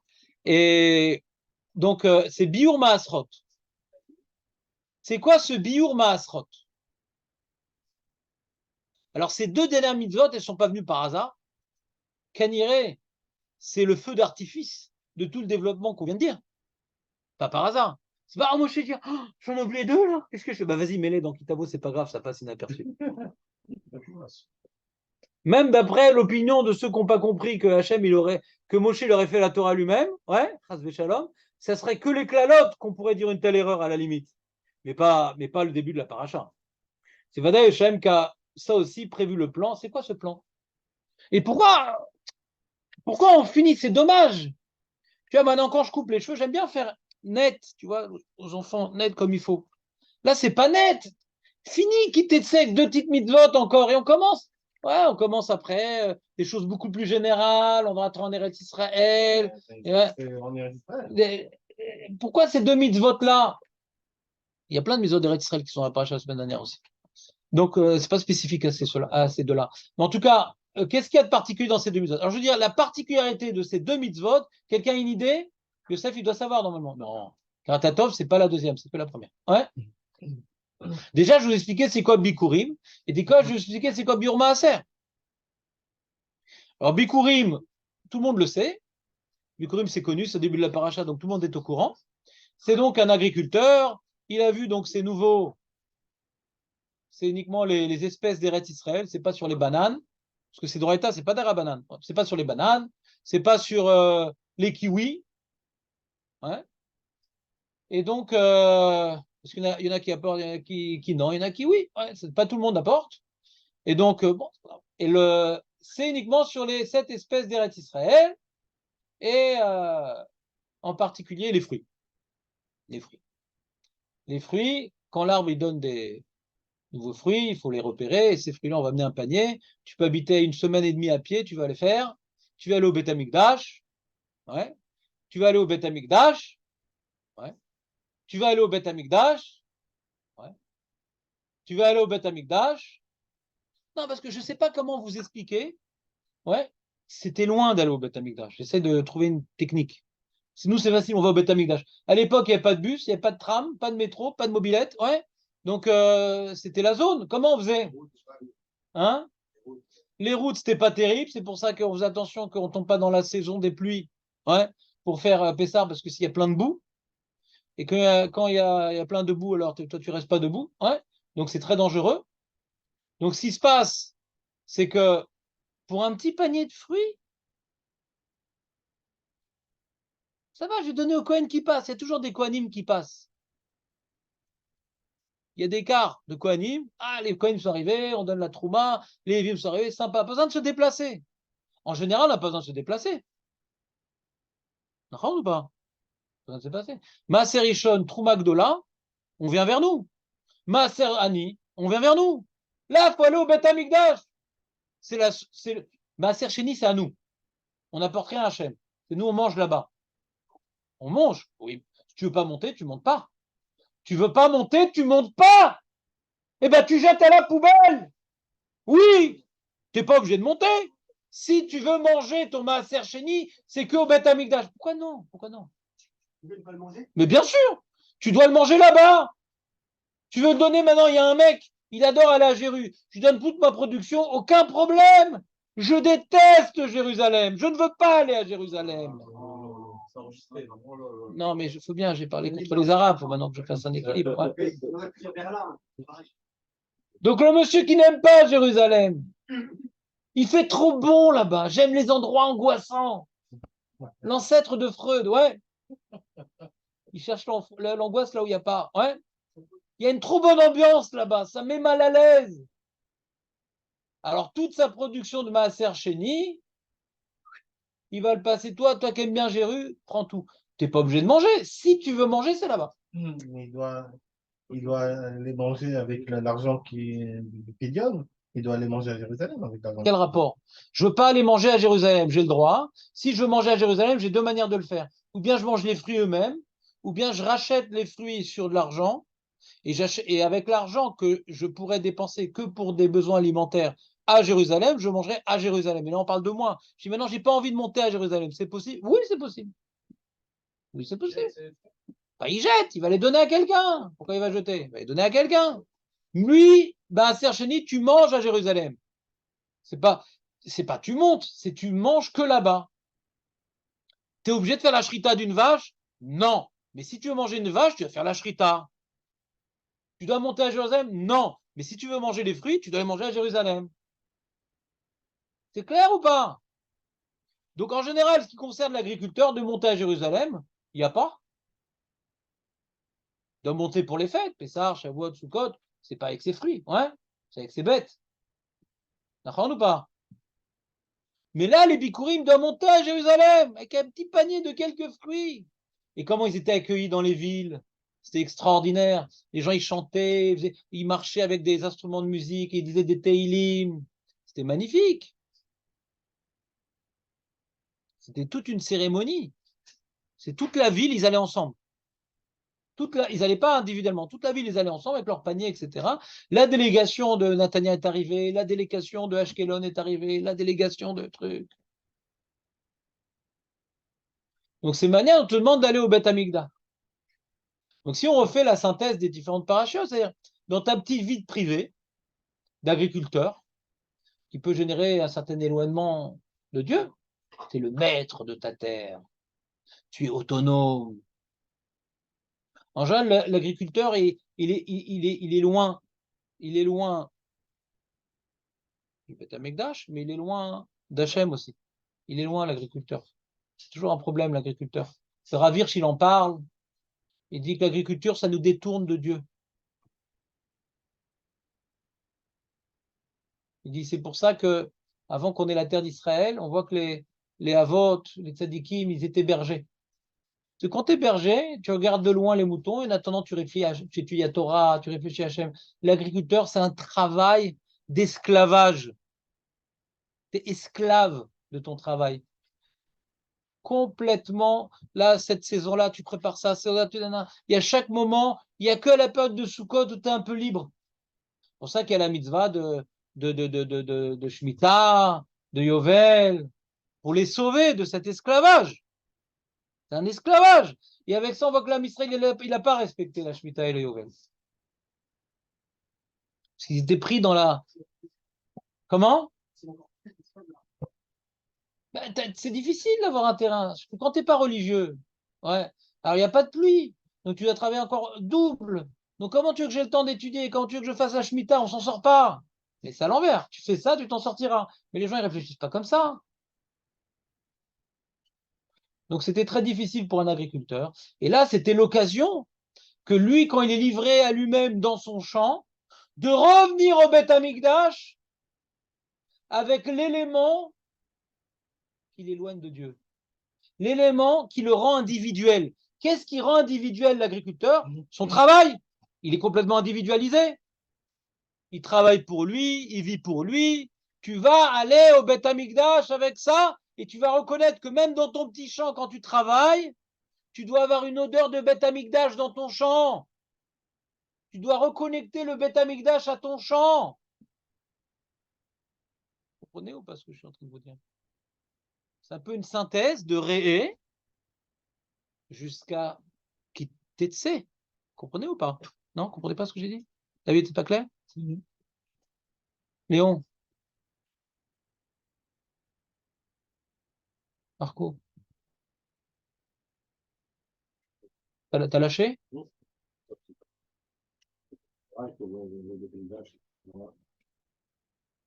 C'est comme un mec, je sais pas moi, il va chez le rabbi demander une bracha, et après il a la photo du rabbi, il la met dans son magasin dans le sentier. Ouais.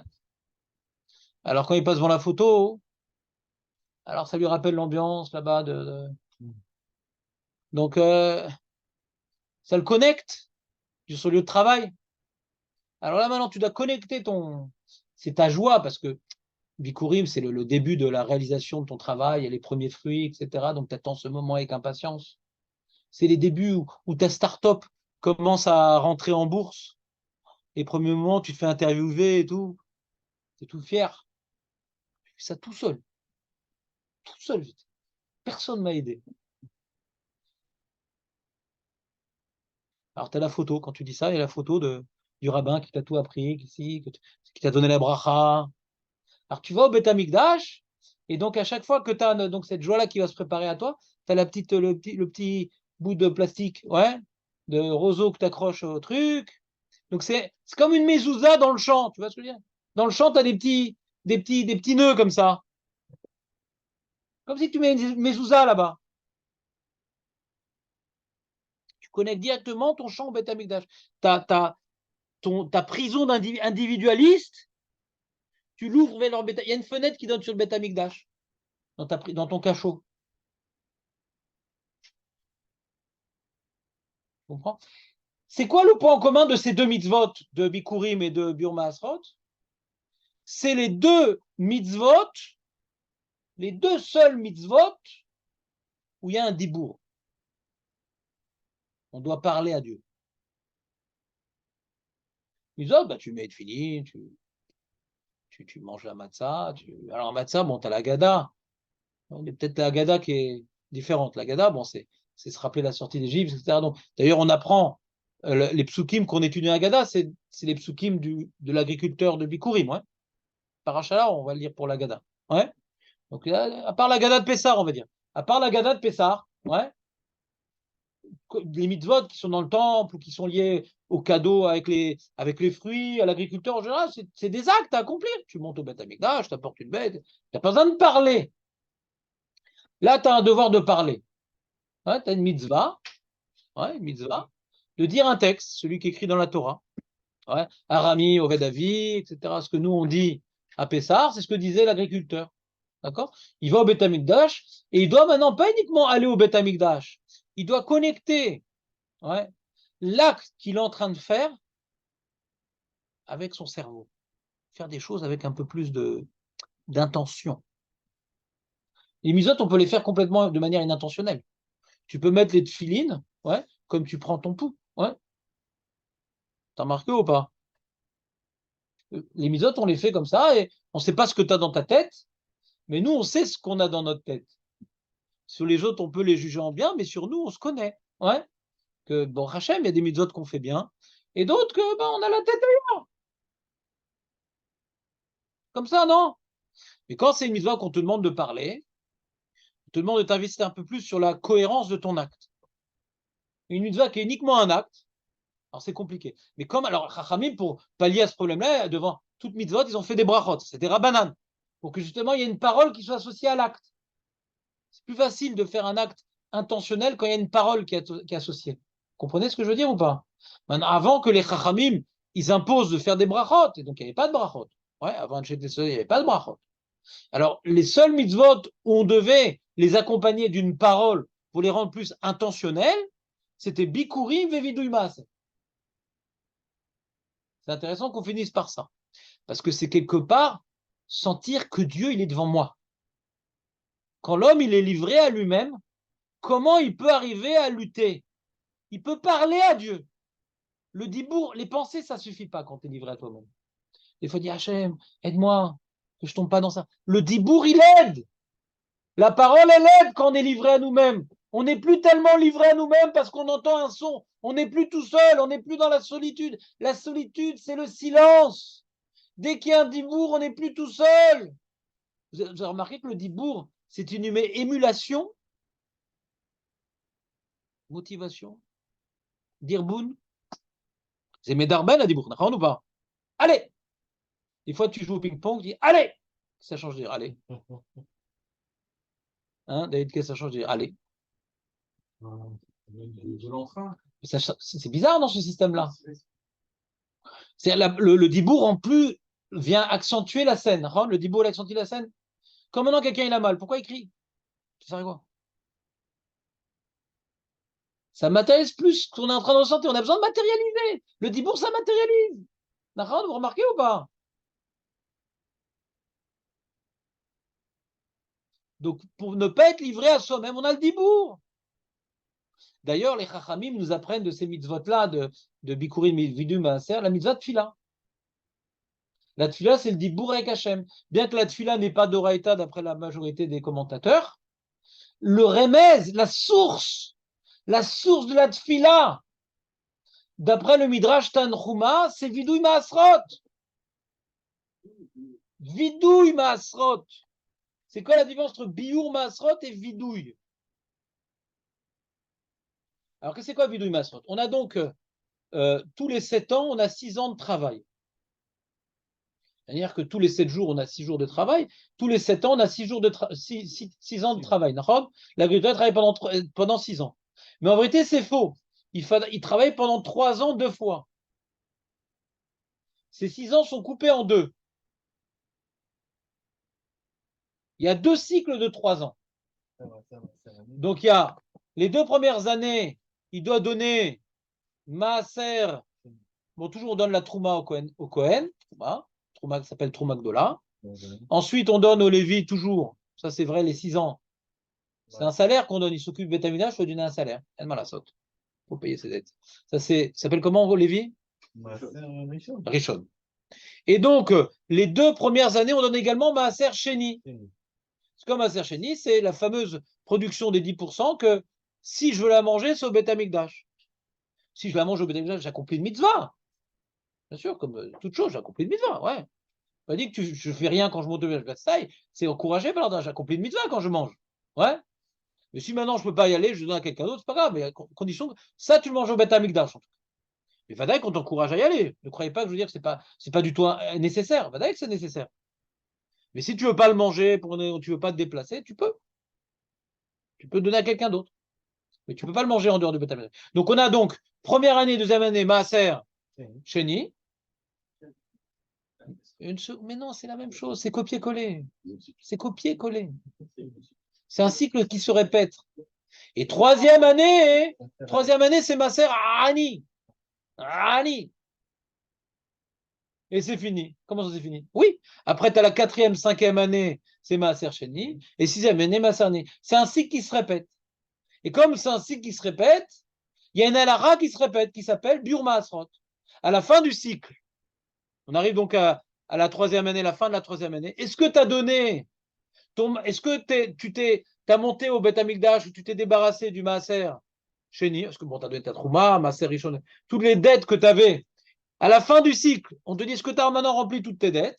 2 fois, donc, à la fin de la 3e année et à la fin de la 6e année. Pour la Trouma et la Sérisson, on n'est pas obligé de monter au Beth Amikdash? Ben non. Il y a l'écart de Cohen et d'Olivier qui viennent vers moi. Okay. La seule chose, je vous dis, on monte à Beth Amikdash, c'est si je veux manger mon Maaser Sheni, et c'est mon Bikurim, c'est pas si je veux, là, je suis obligé pour Bikurim. Non, les fruits, ça n'a rien à voir au Beth Amikdash. Les fruits n'ont pas leur place au Beth Amikdash. Les fruits n'ont pas leur place au Beth Amikdash. Les fruits n'ont pas leur place au Beth Amikdash. Pourquoi je répète? Non. 3 fois. Alors, les fruits n'ont pas leur place au Beth Amikdash. Pourquoi je répète? Mais c'est une exception, Bikurim. Pourquoi c'est une exception? Il y a écrit dans Vaikra, je crois, Perek Gimel, qu'on ne peut pas mettre sur le misber du chametz et des fruits. Les fruits, on ne peut pas être makriv des pérotes. On ne peut pas monter sur l'autel des fruits. Les bikurim, d'ailleurs, on fait une tnoufa devant l'autel, on présente devant Dieu. Mais on ne met pas sur la table du roi des fruits. Le gagne. Le GAN. Encore à ton âge, tu vas au GAN, c'est beau. Ils rentrent juste pour 2 heures. Ça veut dire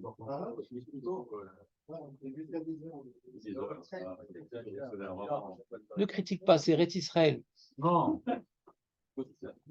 Ne critiquez pas. La fin de chaque cycle, c'est ça. À la fin de chaque cycle.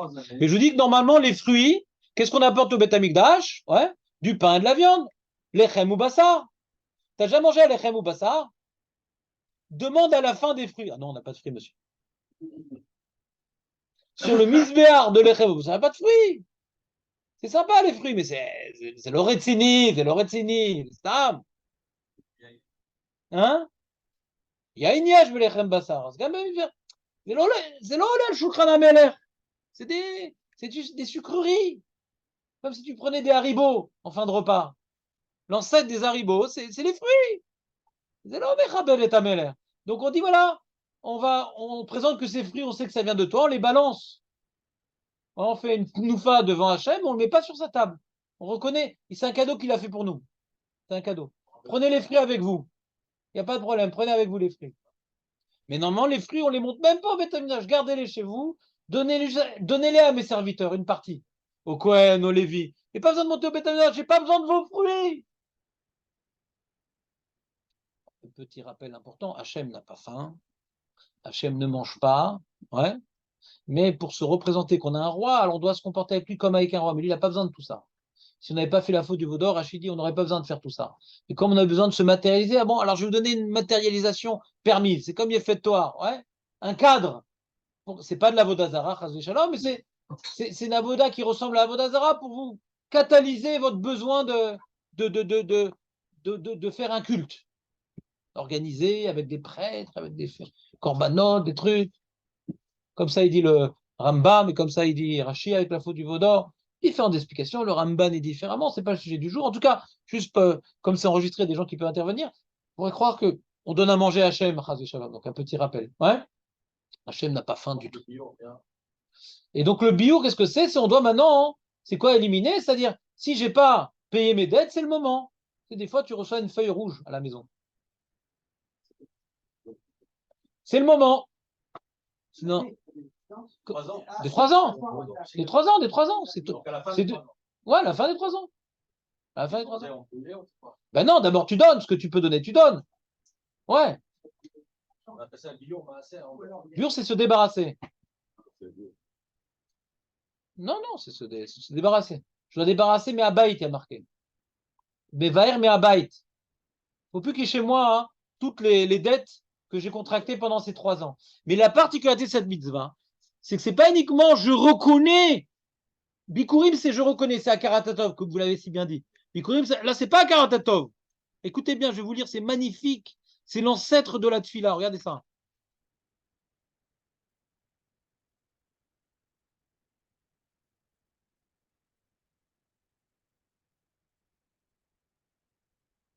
Ve'amarta lifne Hashem.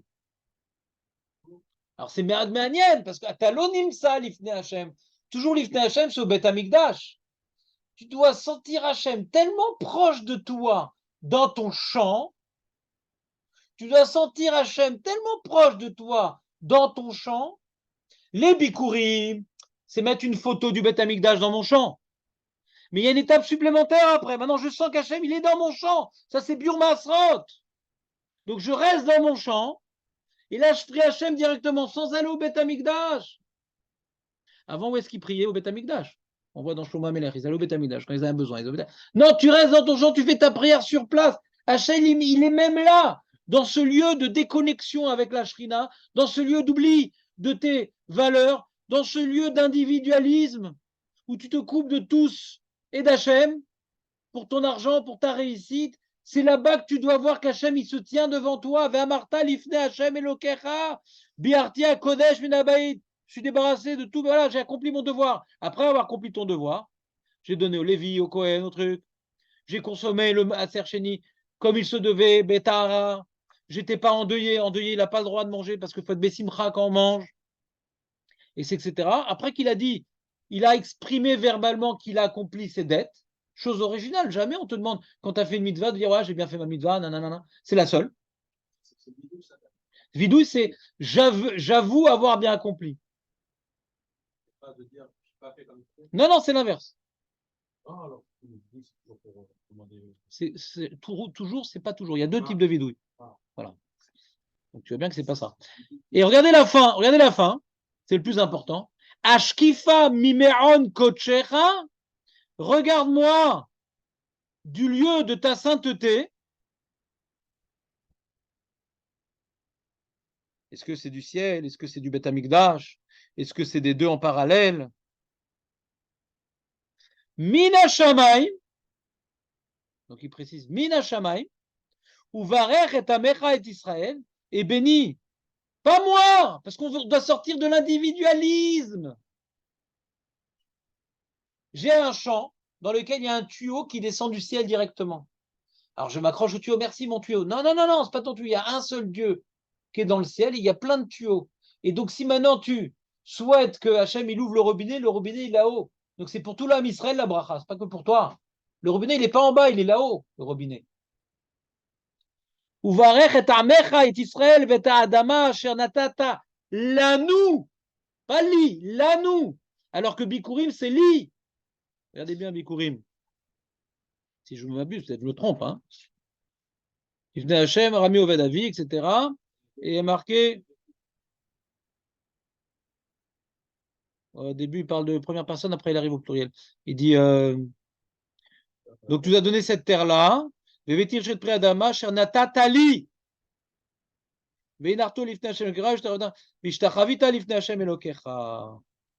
Donc on parle ici que l'ishtachavaya, le midrash tantruma de cette ishtachavaya, de se prosterner, ouais. Donc c'est spécial.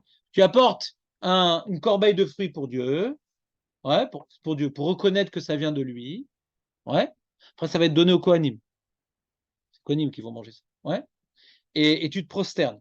Donc c'est vraiment la prosternation, on a vu ensemble dans la Gemara, se prosterner, c'est reconnaître que tout provient d'Hachem. On s'efface devant Dieu, je ne suis que l'émergence de sa volonté. Ouais. Et là, ici, il n'y a pas de Ishtar Havaya. Je ne suis pas dans sa maison. Je ne suis pas venu rendre allégeance, ouais, à sa majesté, reconnaître qu'il m'a donné cette terre pour que je travaille, et qu'il m'a sorti d'Égypte, et qu'il m'a fait des miracles, toute l'historique de ce que Hachem il a fait en ma faveur et en notre faveur. Ici, maintenant, que je me suis bien imprégné que mes fruits, ils proviennent du Beth Amikdash, maintenant, même sur mon champ, je peux me tourner vers Hachem. Et je fais une prière.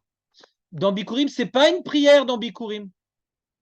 C'est une reconnaissance, c'est un remerciement. Il y a une différence entre remercier et demander. Quand je remercie, je dis merci. Quand je demande, je dis s'il te plaît. D'accord? Et là, on voit donc le remerciement. D'accord? D'abord, on remercie sur ce qu'il a fait pour le Ham Israël depuis Yaakov Avinu jusqu'à la sortie d'Égypte et nous qui vivons en Israël. Donc, on fait une rétrospective historique de toutes les étapes des interventions divines depuis la naissance de notre peuple jusqu'à aujourd'hui, notre établissement en Israël. Et après, je dis voilà, ben même le champ et les fruits que j'ai, c'est dans la même mouvance. Je te remercie. Je reconnais que de la même manière que le Ham Israël n'aurait pas pu exister sans toi, qu'on n'aurait pas pu sortir d'Égypte sans toi, qu'on n'aurait pas pu recevoir cette terre sans toi, j'aurais pas pu avoir ces fruits sans toi. Burmasrot, il n'y a aucun remerciement. J'ai accompli mes devoirs, après accompli mes devoirs, d'avoir donné à chacun le Kohen, le Lévi, d'avoir consommé le Maaser Sheni, ou bien le Maaser Sheni, si je vais consommer, je vais devoir m'en débarrasser là. Lui, je vais devoir m'en débarrasser le Maaser Sheni. C'est trop tard, vous savez. D'accord? Et c'est pour ça que quand on a des pièces pour prélever le Maaser Sheni, on va les casser à Pessah. Celui qui a des pièces pour faire le prélèvement du Maaser Sheni. Il jette à mer morte sa pièce, ou bien il la casse, il fait un trou dedans. Vous ne connaissez pas cette histoire-là? J'ai jamais entendu cette histoire-là? Il doit être mévaher. Et là, c'est pas un remerciement, c'est une prière. Donc, c'est-à-dire, si maintenant on résume tout le Sefer Dvarim, On doit sentir à titre individuel, dans notre lieu de déconnexion d'Hachem, dans notre lieu d'individualisme, que Hachem se tient devant nous, qu'on a des devoirs à respecter, qu'on doit s'exprimer à Hachem directement là où on est, dans notre isolement, livré à nous-mêmes, on doit parler à Hachem et sentir qu'il est devant nous. C'est pas par hasard qu'on doit conclure tout ce développement par cette mitzvah-là. Et grâce au fait qu'on ne vit pas seul et que Hachem, il est devant nous, on peut demander la bracha. Pour demander la bracha à Hachem, ouais, pour demander la bracha à Hachem, et des gens disent, ah, la baraka, Rav, comment on fait? Si tu sens qu'Hachem, il est devant toi et que tu lui parles, c'est quoi que tu lui parles? Tu lui parles que tu accomplis ses lois, pas stam, tu lui parles. Je ne suis pas en train de vous donner une ségoula magique. Quelqu'un maintenant, il fait les mitzvot. Ça ne suffit pas de faire les mitzvot, il faut aussi parler à Dieu. Ça ne suffit pas de faire les mitzvot, il faut parler à Dieu. Quelqu'un qui fait les mitzvot sans ressentir qu'Hachem est devant lui à un tel point qu'il lui parle, alors il va s'éloigner des mitzvot avec le temps. Ça veut dire des actes robotiques, systématiques, une disciplinée, ouais, dénuée de vie. Vous comprenez ce que je veux dire ou pas? Quand on accomplit les mitzvot, on va dire, ah Hachem, voilà, j'ai accompli les mitzvot. Lui parler. Lui parler. Et quand maintenant tu sens que tu as fait une mitzvah devant Dieu, à un tel point qu'il est devant toi et que tu lui parles, par exemple, ton patron, ouais, tu veux une augmentation, c'est une bracha. Tu vois là, tu m'as demandé de faire ci, de faire ça, voilà. Tu lui parles quand? Quand il est devant toi. Quand il n'est pas là, il dit, les mecs disent, qu'est-ce que tu fous là, tu nous gênes, on est en pleine cantine. Je prépare mon speech. Ouais, d'accord, mais le speech, on peut toujours le faire devant Hachem. Il est tout le temps devant nous. Martha l'ifne Hachem. Martha l'ifne Hachem. On est comme si on est au Beth Amikdash, même dans ce lieu de déconnexion. Et c'est pour ça que les klalotes de Kitavo, elles sont à l'individuel. Parce que c'est l'individualisme, quand on est livré à nous-mêmes, qu'on se déconnecte d'Akadosh Baruch Hu. Donc Moshe, il s'adresse à chaque individu. Parce que quand on est en groupe, on est obligé de faire le juif. Mais quand on est tout seul, on peut être un petit Amalek. C'est pour ça que les klalotes, elles s'adressent à l'individu ici. C'est l'individu qui est en danger, c'est lui qui construit la société. Sans l'individu moral, il n'y a pas de société morale. Et c'est pour ça que les klalotes qui ont été faites au Har Eval, c'est que des avérotes qui sont faites en cachette. Besséter, il y a marqué là-bas. Et la shonara, il y a les mœurs, ouais, avec les femmes, ouais. Il y a la vodazara en cachette, le lachonara, de donner un mauvais conseil. Le juge qui juge de manière pas juste envers les pauvres, qui le saura? Comment il fait son jugement? Les Rishonim disent c'est que des avérotes que personne ne peut savoir ce qui était dans ma tête. J'étais donc livré à moi-même. Aucune institution peut m'attraper. C'est des mitzvot. C'est sûr, s'il y a des témoins, quand j'ai fait Ariot, on peut m'attraper, mais c'est des choses en général qui se font en cachette qu'on ne voit pas. Parce qu'on parle en plus des membres de la famille, etc. C'est dans notre huis clos. Personne ne le saura. Vous comprenez ou pas ce que je veux dire? Donc, le travail, il est sur ça. Quand on nous dit qu'à Rosh Hashanah, chacun il vient défiler devant un Kajouchou, chacun à titre individuel, on ne peut pas se protéger. J'ai un rabbin, j'ai une communauté. Il faut se poser la question, quand je suis livré à moi-même, qui suis-je? Quand personne me regarde, qui suis-je? Quand je parle avec ma femme et qu'il n'y a personne pour me regarder, comment je lui parle? Békavod ou pas Békavod? Quand je parle à mes enfants et que personne ne me regarde, comment je me comporte avec eux? Quand je parle à mon employé et que personne ne me regarde, est-ce que je lui donne du respect? Quand il y a un pauvre qui me demande de l'argent, est-ce que je lui donne du kavod ou maintenant je lui fais sentir qu'il est bien, il a bien fait d'être pauvre parce qu'il mérite d'être pauvre et il me dérange? Quand on est livré à nous-mêmes et qu'il n'y a personne qui nous regarde, est-ce qu'on est un petit Amalek ou un petit Abraham Avinu?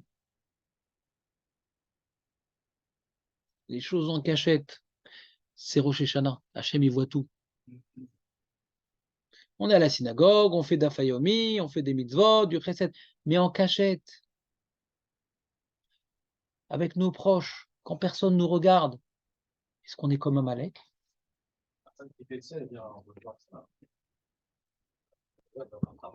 Bah, c'est ça que j'essaie de faire le lien, justement, de toutes les parachutes. Bah oui, c'est ça. C'est ça le but. Hazak ou Baruch? Pourquoi les calottes? Pourquoi les calottes l'année prochaine?